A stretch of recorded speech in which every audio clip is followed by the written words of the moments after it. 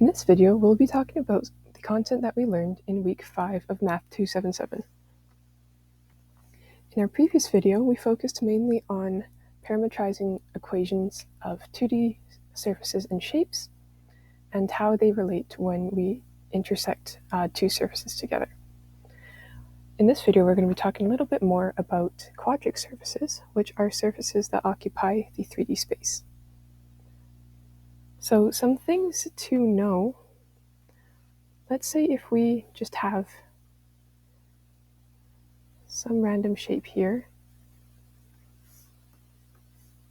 and we define it in this XYZ plane.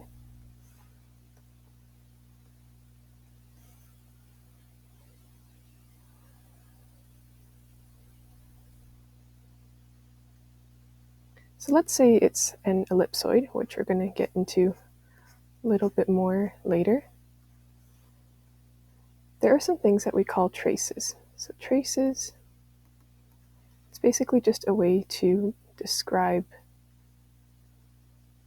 head-on shapes as if looking down an axis.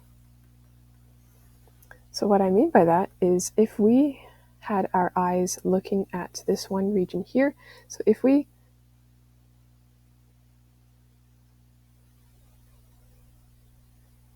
directed our gaze along the y-axis, we would see a circle occupying our view. So you wouldn't see the rest of the shape, you would only see whatever is occupied in that region. Similarly, if we looked down the axis for our z-axis, it'd look like that, and for our x-axis, it'd look something like that. So it's basically a way just to describe what shapes we see at specific axes. So to find these different axes, so if we wanted to find if this is our y trace, right? So for example, we had our y trace. If we're looking directly down the barrel of our y-axis, then we'd only end up seeing our z and x-axis, right? Because our y-axis is right here. We're looking down it, so it doesn't really have any dimension. So this is a good way to reduce our shapes to multiple arrangements of these different angles. So if we set y equals to 0, this helps us see the xz plane. If we set x equals to 0, so if we looked down our x-axis, then we would see our z and y plane.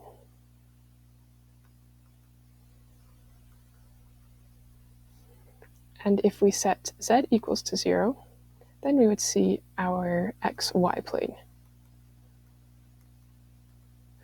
So in the upcoming examples, I'll explain this a little bit more, and it'll help us break down our shapes and help us build our 3D spaces in our head, since it can be a little bit difficult to visualize.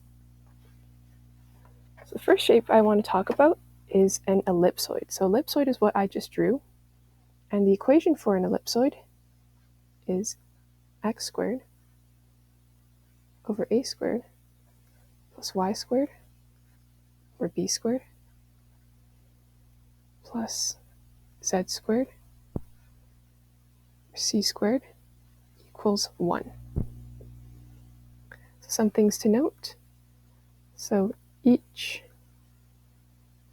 axis or dimension has a unique radius. Right, so this represents our A, B, and C. And you don't necessarily have to have 3, as long as they're not all the same. So you could have 2 of the same, 1 different, you could have, So as long as not all 3 are the same, then this would be categorized as an ellipsoid.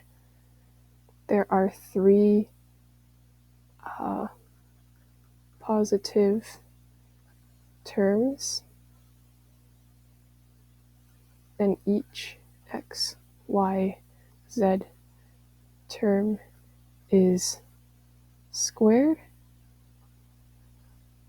when our equation equals 0. Sorry, equal to 1. So since our equation is already in the form that's equal to 1, we see each term is positive, each term has its own unique radius, and each x, y, and z term is squared, then this makes it an ellipsoid. So always arrange so it's in this form so you can easily identify it.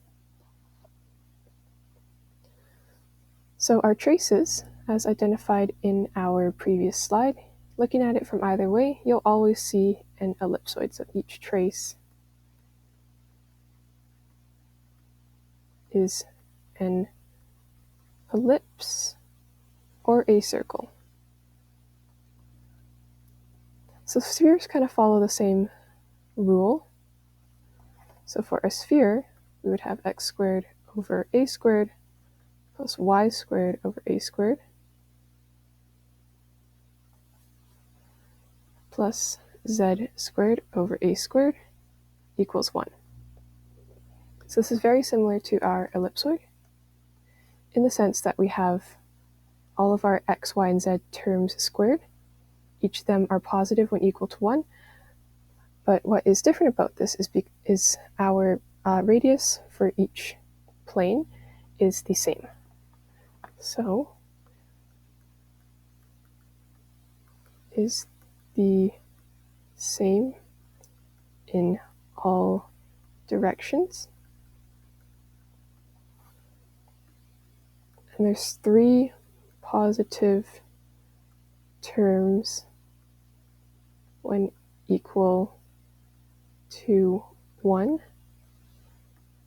and our x, y, and z terms are squared.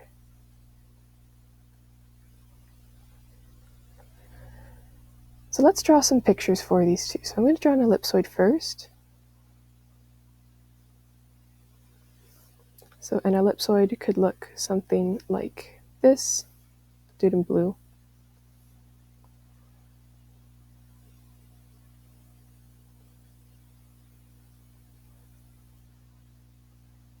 I'll try and draw these lines to show its curvature.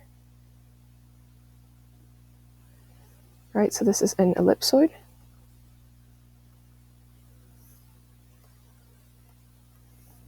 And we have our sphere. And each trace of a sphere is going to look the same no matter which way we look at it from.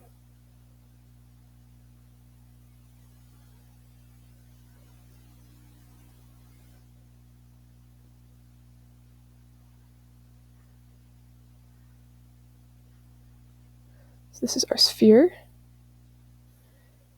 And if we were to look down the barrel of the z-axis, we would see a circle. If we look down the barrel of our x-axis, we'd see a circle. And the barrel of our y, we would also see just a circle. Okay, so that covers the two spherical ellipsoid kind of family of our quadric surfaces. And next we are in the paraboloid family. So for an elliptic paraboloid, our general equation looks like z over c squared equals x squared over a squared plus y squared over b squared. So the first thing you'll notice is that there's going to be one term not squared out of our x, y, and z terms. And we have 3 unique radiuses. Or you could have 2 unique radiuses and then have 2 that are same and 1's different. And if we move this around, this could turn into 0 equals x squared over a squared plus y squared over b squared. If we move this z term over, that would be minus z c squared. So you can think of having, so 1 equal to 0,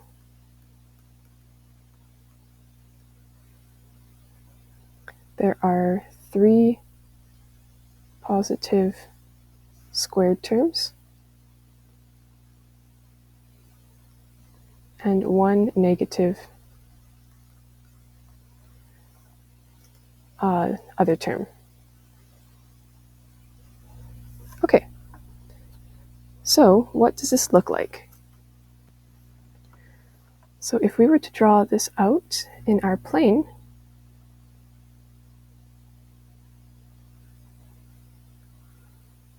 this shape would look like this.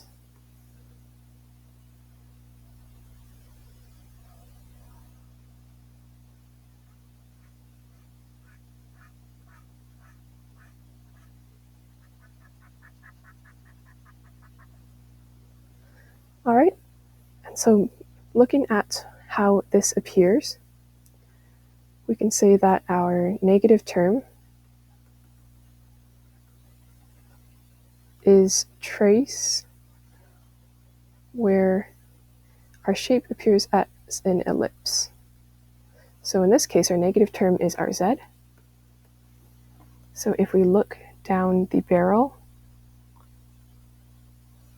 of our z-axis, right, if we direct our vision down this way, then we see that this just appears as an ellipse. And then our other traces, our x and y traces, appear as a parabola. So if we look at it from our x trace, we would just see this parabola here, and if we look at our y trace, we would see this parabola here. So I hope this is starting to make a little more sense to you, making it easier for you to visualize what this looks like. Next, we have an elliptic paraboloid. Sorry, a circular paraboloid, because we just did elliptic. This is very similar to the equation that we just did. This could be z over c squared equals x squared over a squared plus y squared over a squared, and this would be a squared as well. So there's one unique radius,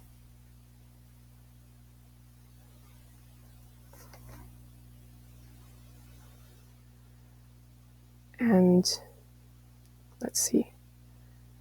So if we move our z to the other side, that gives x squared over a squared plus y squared over a squared minus z over a squared.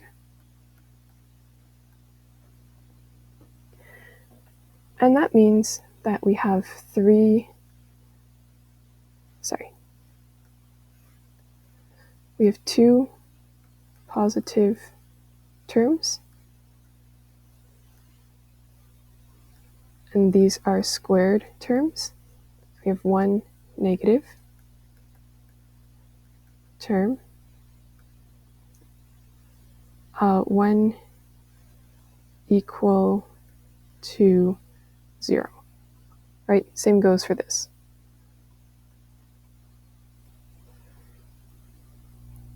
So if we were to sketch this out, this looks pretty much the same as our elliptic paraboloid, except our z trace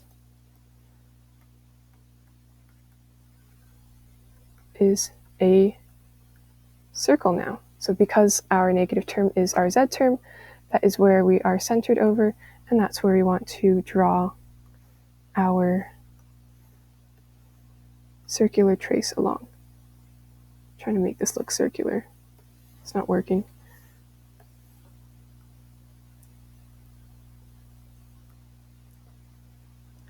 Right, and this looks kind of just like a cup. That is what this surface looks like.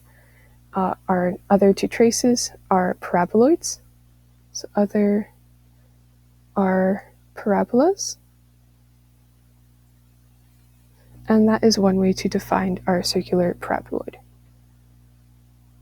Okay, and next we have hyperbolic paraboloid. So this appears as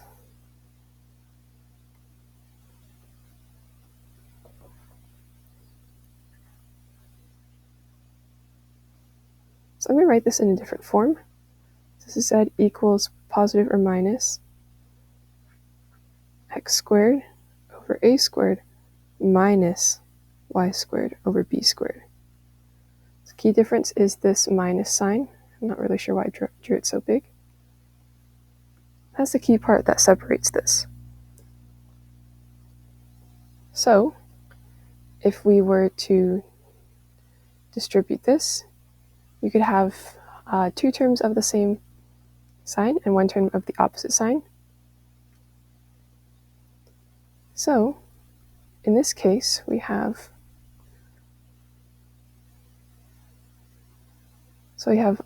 2 squared terms, one positive and one negative. And our traces are going to look a little different for this one. So it's kind of difficult to explain, but I'll see if I can draw it here. So in this case, since it's equal to our z, that's where it's going to open outwards. I'm going to use some different colors for this one. So this shape looks like this. So we have parabola here. We have two conjoining parabolas. So it kind of just looks like the Grand Canyon is how I would describe it. And then our surface is this region here.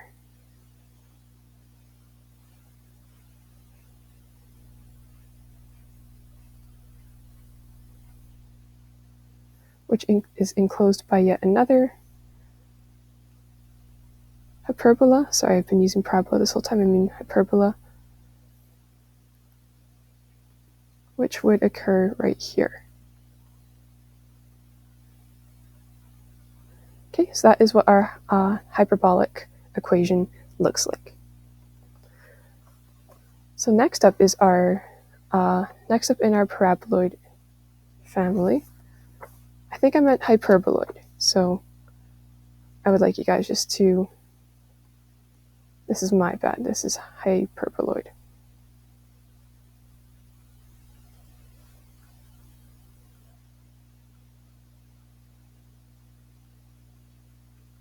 So just use your imagination for that one and pretend I wrote the right thing. So for this section, oh sorry, I guess I should talk about traces for this half too. So our z trace hyperbola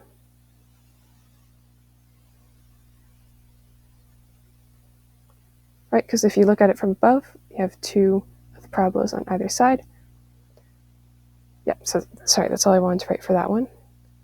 Okay, so for one sheet hyperboloid, our general equation is x squared over a squared plus y squared over b squared minus, so now we have a minus term, and this is z squared over c squared equals 1. So some things about this equation, talk about some of its properties and what it looks like. So we have 3 squared terms.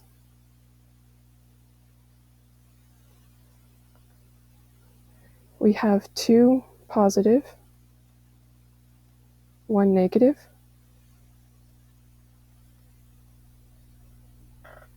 and we have 3 or 2 distinct radii.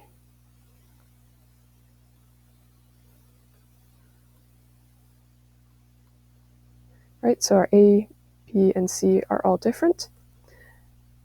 And this is under the condition when equal to 1. So if we were to visualize what this looks like,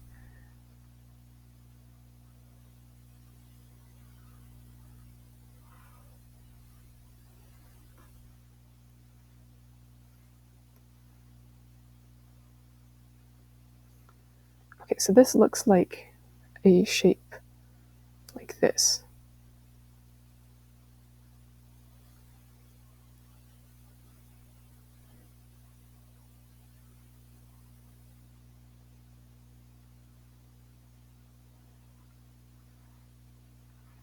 So kind of like a peanut, right? So from our Z trace, so if we had a top view from our Z, it would just look like a circle. So Z view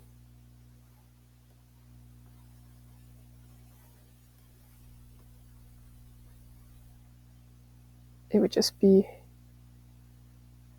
a circle or an ellipse. And from our Y and X view, we would see that it looks like an hourglass. Right? So if we looked at it from our X, we would see this hourglass right here, for example. Okay, so that is our 1-sheet hyperboloid. Next is our 2-sheet hyperboloid. And this is defined by having negative x squared over a squared minus y squared over a squared. Sorry, let me color code this. So again, this is x squared over a squared minus y squared over b squared plus z squared over c squared equals 1. So when equal to 1,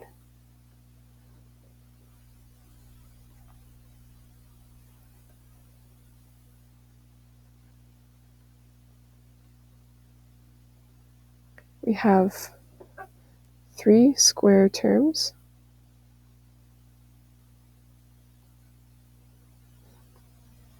two negative, 1 positive,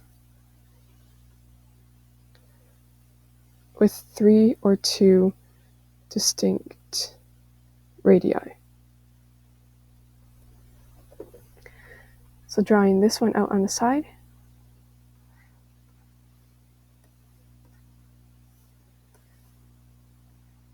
you can expect it to look something like this.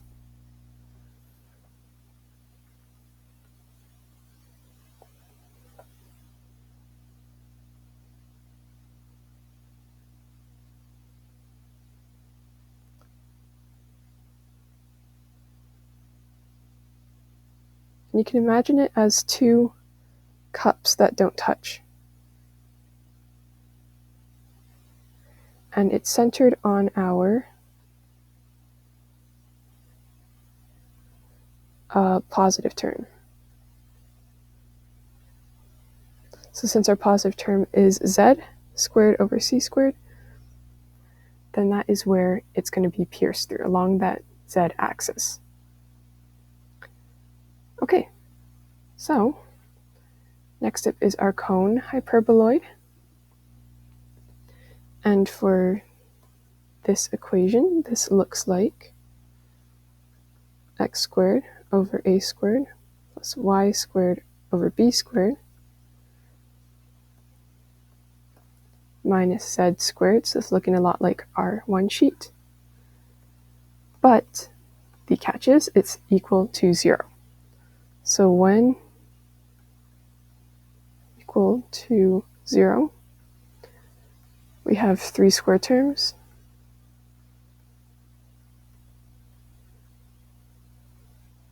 We have 2 positive and 1 negative term with distinct radii, A, B, C. So then this is going to look like our 2-sheet, but if our points actually touched at the origin.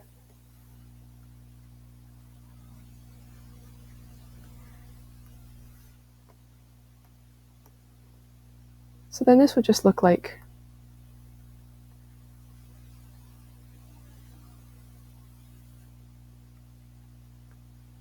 an hourglass. So from our Z view, we've got an ellipse or a circle, and from our X and Y view, we just see lines that cross like this. Okay, so that is it for our hyperboloid family.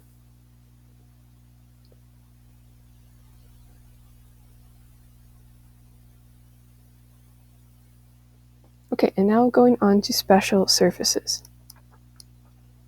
So, we've got a couple more to talk about. We have planes. So planes are given in the form ax plus by plus cz plus d equals 0,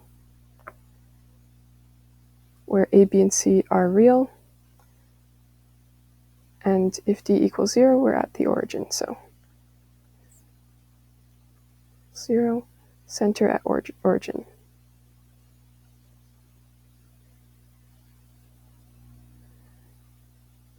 So for this method, in order to plot it, we want to find, so set two variables equal to 0 at a time. Then connect the dots. Right, and this finds our intercepts with our specific variable that we didn't set to 0. So this could look something like this.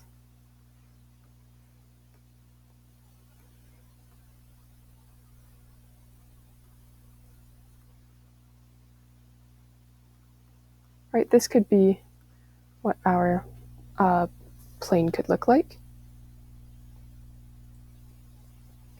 And we also have instances with cylinders. So cylinders, you have to be careful because they appear as 2D space objects, right?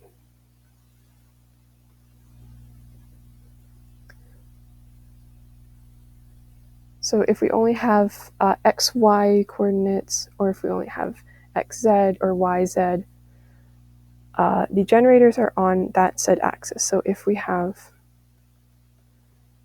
given X and Y coordinates,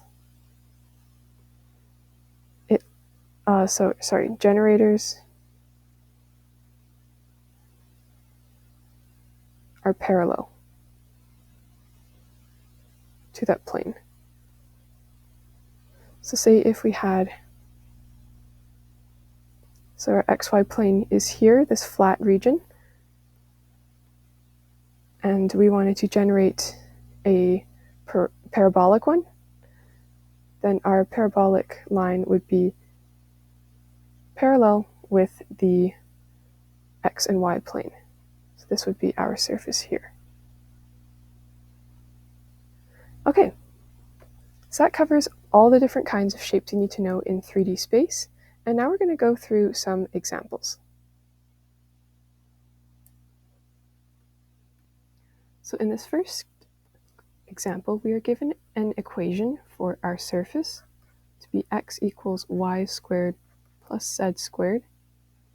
And we don't have a radius term, but we can imagine that it's over 1 squared, just for the sake of this question. So if given that, we can see that all radii are same. So therefore, you know it's circular. We have 2 squared components. that are positive. So therefore this is a circular paraboloid. So if we were to draw this, we want to figure out where to center our, circular part. So because x is our singular term,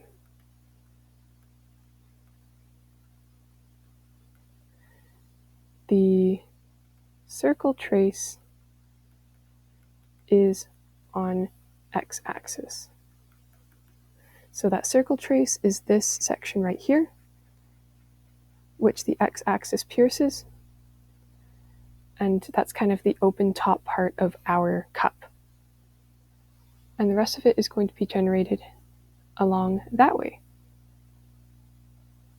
Okay, so that is our first example. Now this next example, we want to take a look at this here. I'm actually going to white part of this out so you can't see this, so we can go through it together.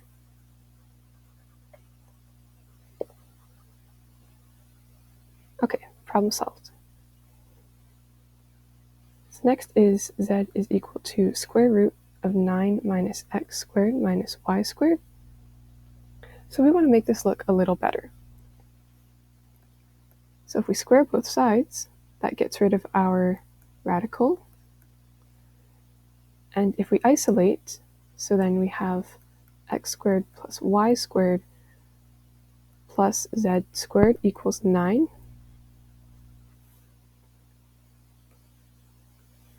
That gives us x squared over 9 plus y squared over 9 plus z squared over 9 equals 1. So let's take a look at our surfaces. So this is a sphere. So we have 3 positive terms. Each of them is squared over same radius, 1 equal to 1. So that means we have a sphere. But looking back to our radical, so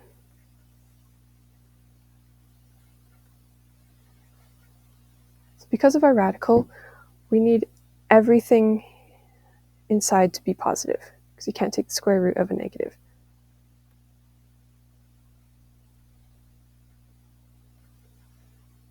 Turn out positive.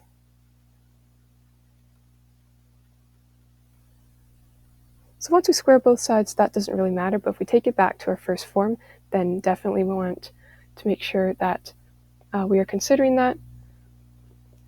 So this just becomes the upper part of a sphere, because we only want our positive numbers, which is why it lies above our negative axes. So upper sphere half. Where our original 1 term now becomes the trace axis, where we see just a circle. Right, so if you looked directly down at our z-axis, we would just see this base, circular base here. Okay, example C. Okay, so let's start with our equation, and we're going to move some things around to get going.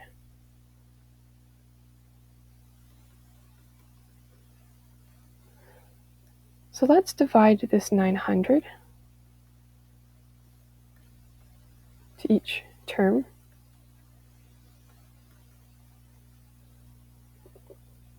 And so this side is going to equal to 1. This is going to be positive, so 225 divided by 900 is x squared over 4 plus y squared over 9. Sorry, that's minus. And then that is plus 36 divided by 900 is 2 over, no it's not, hold on. and this is z over 25 plus. Okay, so when we have an equation equal to 1, we have two positive terms and one negative. So we have two positive terms and one negative term, each with its own unique denominator. This makes it our one-sheet paraboloid.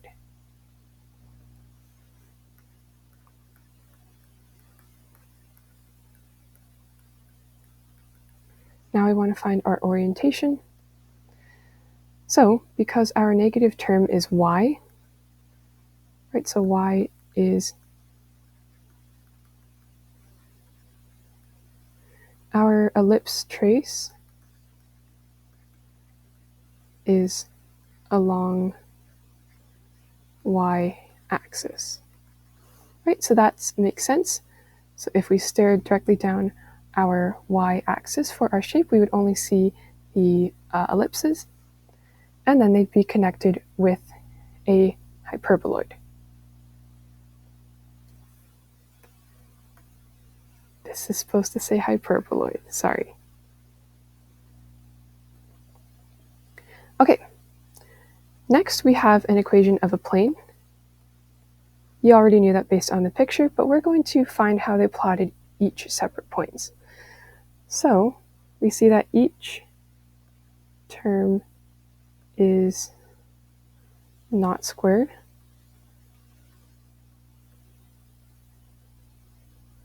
And it's equal to a constant. So let's find our x-intercept first. So this is just how we knew it was a plane. So we want our x-intercept. We're going to keep our x in there, and then we're going to change our y to 0, change our z to 0, equals to 12. So then this becomes 0, that becomes 0, so this is just 2x equals 12, and x equals 6. So along our x-axis, that point there is 6. Now for our y-intercept, we are going to keep y in there, so we're going to set x equal to 0 plus 3y plus 4 times 0 equals 12.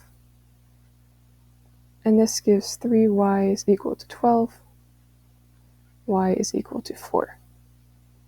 On our y-axis, that is our intercept. And then we have our z-intercept, which is 2 plus 3 times 0 plus 4z equals 12. So that's 4z equals 12, and z is equal to 3. And that is our last point there. And we connect our dots, this becomes our plane.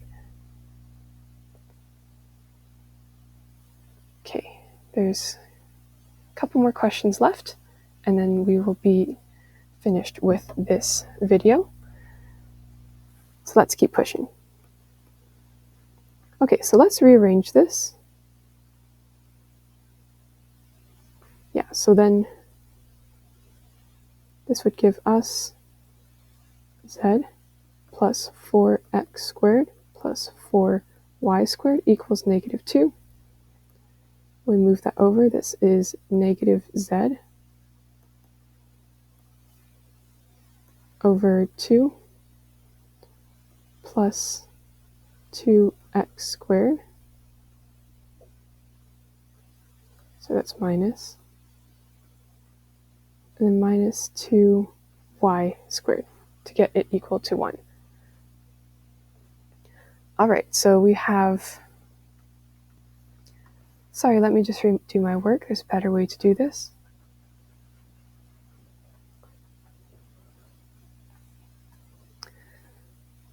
So we could move our 2 over, so plus 2, which is equal to negative 4x squared plus 4y squared. Okay, so that is what our equation looks like.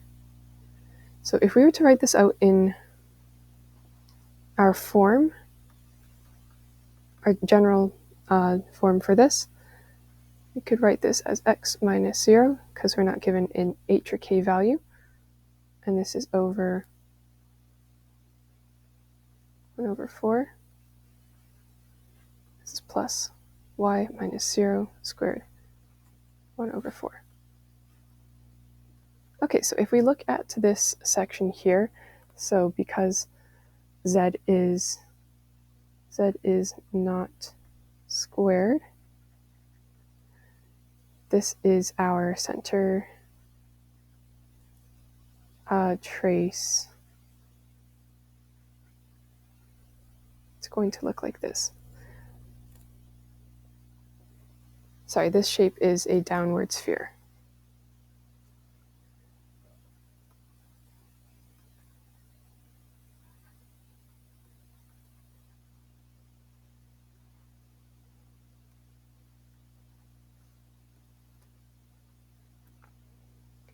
Okay, so when we do that, we find that we are in fact centered at, so our h is 0, our k is 0, but now we have this term, so positive 2, we flip the sign, so this is where it's centered on our z-axis. So that's what this point is here. So it's centered at 0, 0, and negative 2 going down. And this is our downward sphere. Because we have that negative symbol in front, right, this makes it a downward sphere. Okay, so in this equation, so this is z equals square root of x squared plus y squared, and we square it, this is z squared equals x squared plus y squared, and this is x squared plus y squared minus z squared equals 0, and if we can imagine this as over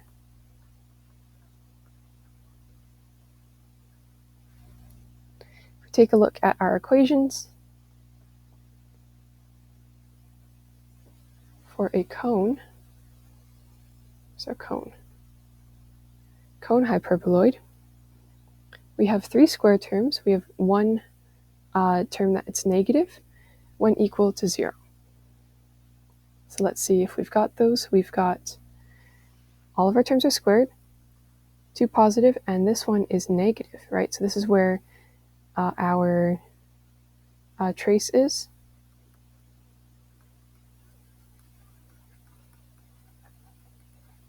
And because they all have the same denominator, this is a circular trace.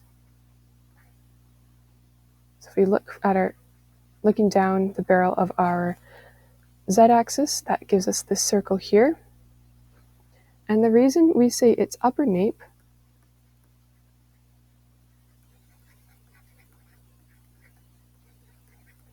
was because of this radical here, because we need everything inside the radical be greater than 0, right? We need it to be positive numbers, and because we know that, we want to keep it in the positive region of our system. Okay, and I believe this is the last one for this video. So we have 2 variables, right?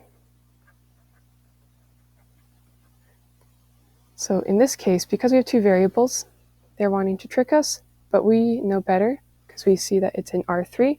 So because we have 2 variables in 3 space, this is a cylinder, a special surface. So this means our generators are on our YZ plane, because those are the only 2 present. So if we just analyze it just flat, this is like saying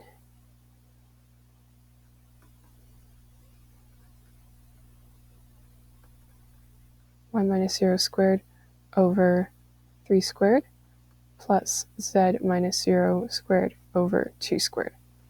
Right, so that's where this ellipse comes from. comes from this equation here. So as we begin to generate more, we just connect those, and that creates a cylinder for our given curve that we started with, which was this equation. Okay, so that pretty much brings us to the end of this video. We've gone through some examples on different quadric surfaces, what tools you can use, and what clues you can look for to help you identify each one, so specific characteristics about each individual kind of surface. We also talked about traces and how we can sort of visualize the different angles of a 3D shape based on our axes. So I'm going to leave you guys with this question below, and I'm also going to attach a video in the description that I think you guys should check out if you are a little bit confused about the equations of these surfaces. It really helped me when I was learning. So again, I leave you with these questions from the worksheet to try on your own, and yeah, do your best. Thanks for watching, and I'll see you in the next one.